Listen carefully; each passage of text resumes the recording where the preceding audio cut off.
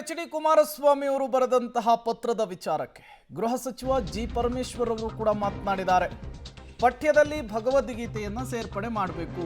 ಕೇಂದ್ರ ಶಿಕ್ಷಣ ಸಚಿವರಿಗೆ ಎಚ್.ಡಿ. ಕುಮಾರಸ್ವಾಮಿ ಬರೆದಂತಹ ಪತ್ರ.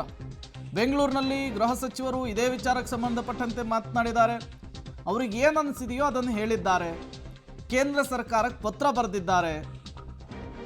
ಅದು ಕೇಂದ್ರ ಸರ್ಕಾರಕ್ಕೆ ಬಿಟ್ಟಂತಹ ವಿಚಾರ. ಬೆಂಗಳೂರಿನಲ್ಲಿ ಗೃಹ ಸಚಿವ ಜಿ ಪರಮೇಶ್ವರ್ ಅವರು ಎಚ್.ಡಿ. ಕುಮಾರಸ್ವಾಮಿ ಅವರ ಪತ್ರದ ವಿಚಾರಕ್ಕೆ ಮಾತಾಡಿದ್ದು ಹೀಗೆ. ಅವರ ಅನಿಸಿಕೆ ಅವ್ರಿಗೇನು ಮನಸ್ಸಿಗೆ ಬಂದಿದೆ ಅದನ್ನು ಬರೆದಿದ್ದಾರೆ. ಅವರ ಅನಿಸಿಕೆಯನ್ನು ಸರ್ಕಾರಕ್ಕೆ ತಿಳಿಸಿದ್ದಾರೆ. ಅದು ಅವ್ರಿಗೆ ಬಿಟ್ಟಿದ್ದಲ್ಲ, ಕೇಂದ್ರ ಸರ್ಕಾರಕ್ಕೆ ಬಿಟ್ಟಿರ್ತಕ್ಕಂಥದ್ದು. ಶಾಲಾ ಪಠ್ಯದಲ್ಲಿ ಅವರ ಅನಿಸಿಕೆ ಅವ್ರಿಗೇನು ಮನಸ್ಸಿಗೆ ಬಂದಿದೆ ಅದನ್ನು ಬರೆದಿದ್ದಾರೆ.